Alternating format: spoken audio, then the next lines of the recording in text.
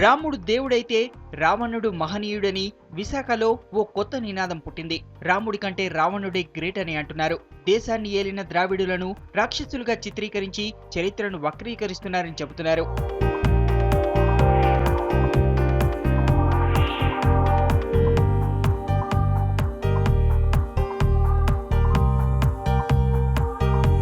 రావణుడే మహనీయుడు అనే అంశంపై ఏయులో ఓ సదస్సు జరిగింది. ఈ సదస్సులో పలువురు దళిత నాస్తిక సంఘాల నాయకులు పాల్గొన్నారు. బాల రామాయణం అనే పుస్తకాన్ని కూడా రిలీజ్ చేశారు. ఢిల్లీలోని రామ్లీలా మైదానంలో రావణ దహనం చేయడాన్ని తీవ్రంగా వ్యతిరేకిస్తున్నారు.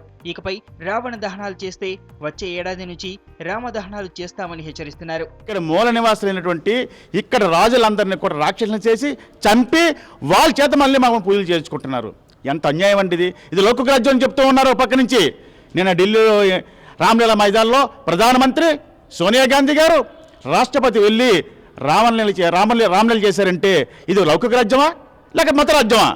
లౌకిక రాజ్యం అనేది ప్రకటిస్తున్నారు కదండి, లౌకికంగా ఉండండి.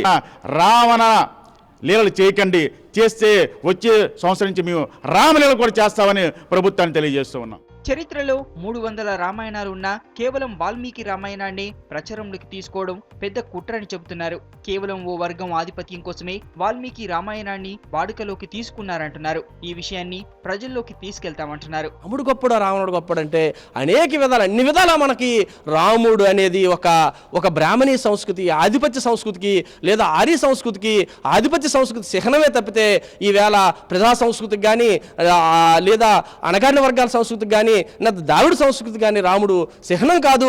రాముడి యొక్క ఆలోచన విధానమే దళితుల సంస్కృతి లేదా పేదల సంస్కృతి లేదా ఆ ప్రజాస్వామిక సంస్కృతి అని చెప్పడానికి ఈ సందర్భంగా మనం రాముడే మహేయుడని చెప్తాను. చరిత్ర గడిచిన ఇన్నేళ్లకు మరోసారి రామాయణంపై రాజుకున్న ఈ వివాదం ఎంతవరకు దారితీస్తుందో వేచి చూడాలి.